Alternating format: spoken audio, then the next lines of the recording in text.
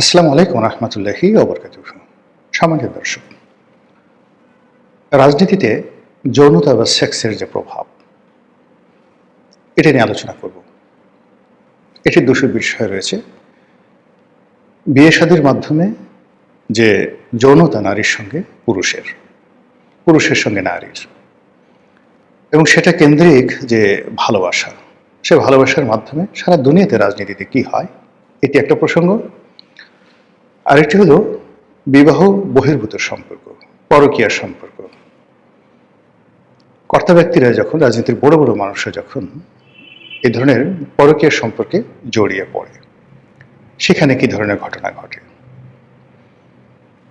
নারী এবং পুরুষের মধ্যে যে যৌন সম্পর্ক, সেই সম্পর্কের বাইরে পুরুষে পুরুষে সমকামিতা, নারীতে নারীতে সমকামিতা, এটাও রাজনীতির প্রাচীন একটি, যাকে বলা হয় অপসংস্কৃতি। বহু রাষ্ট্র, বহু নগরাষ্ট্র, বহু যুদ্ধ কেবলই মাত্র এই কারণে হয়েছে। এর বাইরে বিকৃত রুচি এবং বহুগামিতা। আপনারা জানেন যে বড় বড় রাজাবাসায় তাদের হারেম থাকে, তারপর তাদের হাজার হাজার উপপত্নী থাকে, তারপরও তাদের যৌন লিপ্সা শেষ হয় না। এজন্য প্রজাদের স্ত্রী, কন্যা, বোন, এমনকি মা, তাদেরকে ছিনিয়ে আনার জন্য রাজকীয় বাহিনীকে ব্যবহার করার ফলে কত বিদ্রোহ হয়েছে, কত ক্ষমতা হারিয়েছে কত মানুষ, এই বিষয়গুলো নিয়ে সংক্ষেপে আলোচনা করব। সবার শেষে আলোচনা করব যখন সিংহাসনের একটা পর্যায়ে বা রাজনীতির একটা পর্যায়ে এই যৌনতা, বিশেষ করে নেতিবাচক যৌনতা খুব বেশি প্রবল আকার ধারণ করে, তখন সেখানে কি হয়। প্রথমে ইতিবাচক আলোচনা করি। যখন রাজার যৌন জীবন শৃঙ্খলাবদ্ধ থাকে, তার স্ত্রী বা স্ত্রীদের প্রতি যখন তার একটা কমিটমেন্ট থাকে, তখন সেখানে তাজমহল তৈরি হয়ে যায়। তখন সেখানে ব্যাবিলনের ঝুলন্ত বাগান তৈরি হয়ে যায়। আপনারা তো তাজমহলের কাহিনী সবাই জানেন। হয়তো কেউ কেউ ব্যাবিলনের যে ঝুলন্ত বাগান, সেই সম্পর্কে হয়তো অনেকে জানেন না। এটি প্রাচীন দুনিয়ার একটি সপ্তম আশ্চর্যের একটি। ব্যাবিলন যে নগরী, এটি মরুভূমির মধ্যে। তো সেখানের রাজা দ্বিতীয় বা তৃতীয় নেবুকাদনেজার, খুব বিখ্যাত রাজা, তিনি বিয়ে করলেন, রানীকে আনলেন এমন একটা দেশ থেকে যে দেশে সবুজ ছিল, সবুজের সমারোহ ছিল। তো রানী তার প্রাসাদে আসলো, সব আছে, কিন্তু সবুজ নেই। রানীর মন খারাপ। রাজা তখন তার প্রাসাদে একটি পাহাড় তৈরি করলেন।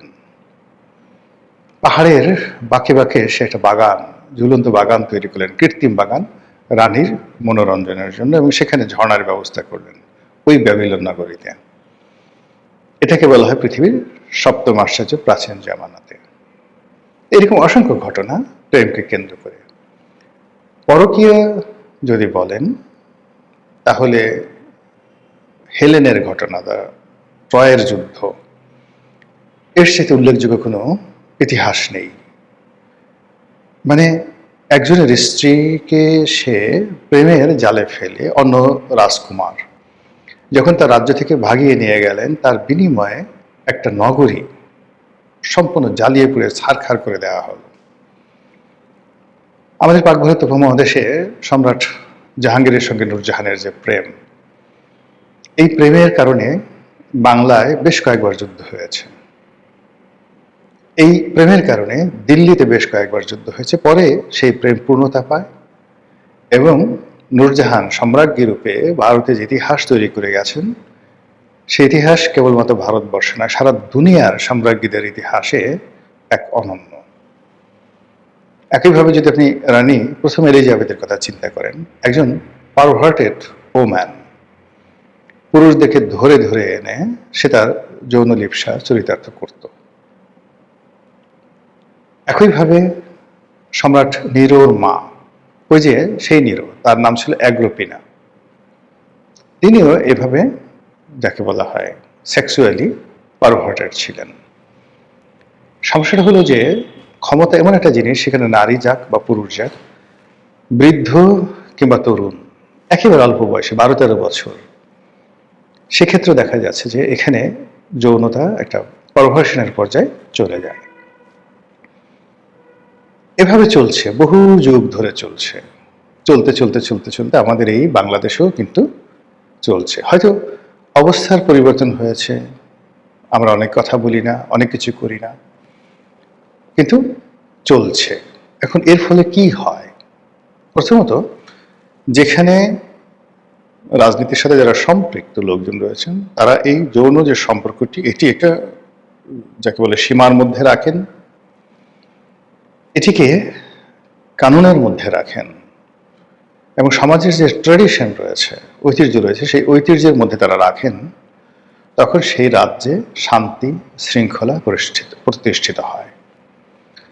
আর রাজা স্বয়ং যদি সমকামী হন, রাজা স্বয়ং যদি সেই বহুগামী হন, রাজা নিজের স্ত্রীর পরিবর্তে যদি পরস্ত্রীর প্রতি মানসিকভাবে দুর্বল থাকেন এবং এই রোগ দ্বারা আক্রান্ত হন, মানে কিছু মানুষ আছেন, বিশেষ করে রাজাদের মধ্যে, নিজের ঘরে অনেক সুন্দরী স্ত্রী, দেখার মতো, আপনি সারা দুনিয়া যার প্রশংসা করবে, কিন্তু তার কাজের লোক কালু মিয়ার স্ত্রী জরিনা বেগম, হাড় ঝিরঝিরে শরীর, দাঁত মাজে না, হয়তো দুটো দাঁতও পড়ে গেছে, কিন্তু রাজার কেন জানি জরিনা বেগমকেই লাগবে।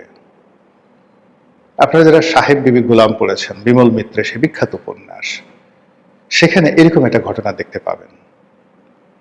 তো এইরকম রাজা যখন কোনো একটা দেশে রাষ্ট্র ক্ষমতায় আসে, সেখান থেকে আল্লাহর যে বরকত, সেই বরকত চলে যায়। দ্বিতীয়ত হলো যে এইরকম রাজার, আপনি হয়তো জানবেন না, অনেক রাজার এরকম গোপন সম্পর্ক থাকে, কিন্তু আপনি বুঝবেন কি করে? বুঝবেন যে তার আশেপাশে আমির, উমরা, পাইক, পেয়াদা বা তার যারা কিচেন ক্যাবিনেট, এই লোকগুলোর একটা বিরাট অংশ, তারা সবাই ওই রাজার চরিত্রের মতো চরিত্রহীন হবে। আশেপাশে উলিয়াল্লাহ থাকবে, গাউস কুতুব থাকবে, ভালো মানুষ থাকবে, কিন্তু রাজা তাদেরকে পছন্দ করবেন না। রাজা সবসময় পছন্দ করবেন যে সমকামী কোনো লোক পাওয়া যায় কিনা, তাকে ধরে এনে মন্ত্রী বানাতে হবে। রাজার সঙ্গে হয়তো তার সমকামিতা নেই, কিন্তু সে অন্যভাবে সমকামী ঘেটুপুত্র রাখে, কিন্তু রাজা তাকে ধরে এনে বড় একটা মন্ত্রী বানাবেন। আবার ধরুন কেউ হয়তো আছে যার সেক্সুয়াল পারভার্সন পুরো দেশ জাতি জানে, এর বউ ভাগিয়ে নিয়ে যাবে, ওর যাকে বলা হয় ঘরে ঢুকে সে ধর্ষণ করার চেষ্টা করবে, সারাক্ষণ মেয়েদের সাথে, মহিলাদের সাথে সে হাঙ্কি পাঙ্কি এই জিনিসগুলো সে করবে, এবং তার কুখ্যাতির সীমা পরিসীমা নাই। মানুষ তাকে দেখলে সালাম কালাম শুভেচ্ছা বিনিময় তো দূরের কথা, তার দিকে তাকানো মাত্রই মনে করে যে লা হাওলা ওয়ালা কুওয়াতা। কিন্তু এই মানুষটি রাজার খুব কাছাকাছি চলে গেল। তো এরকম যখন আপনি লক্ষণ দেখবেন যে যত দুর্নীতিবাজ, যত চরিত্রহীন, যত আজেবাজে লোক, সব রাজার চারিদিকে ঘুরছে, রানীর চারিদিকে ঘুরছে, সম্রাটের চারিদিকে ঘুরছে, তখন আপনি বুঝে নেবেন যে এই রাজা ভালো নয়। দ্বিতীয়ত হলো, এই রাজার কবল থেকে রাজ্য যত তাড়াতাড়ি রক্ষা পাবে, দেশের উপর আল্লাহর রহমত বরকত তত দ্রুত নাজিল হবে। এখন প্রশ্ন হলো যে এই ধরনের মানুষ কেন আসে, ক্ষমতায় কেন আসে, কিভাবে আসে? অনেকগুলো কারণ। প্রথম কারণ হলো যে সাধারণ মানুষদের মধ্যে এই ধরনের পারভার্সন, মন্দ অভ্যাস, বাজে অভ্যাস, এটা বেড়ে যায়। কখনো কখনো দেখা যাচ্ছে সাধারণ মানুষকে একটা শিক্ষা দেওয়ার জন্য তারা অকারণে অনেক আবেগপ্রবণ থাকে। তো সেই আবেগকে বোঝার জন্য, কখনো কখনো কোনো একটা দেশ জাতি সমাজকে ক্লিন করার জন্য এই ধরনের মানুষদেরকে পাদপীঠে আনা হয়, এবং এরা যখন সদল বলে সমাজ থেকে নিশ্চিহ্ন হয়ে যায়, তখন তার ভিতর থেকে ভালো মানুষ বের হয়, ঈমান বের হয়, একিন বের হয়।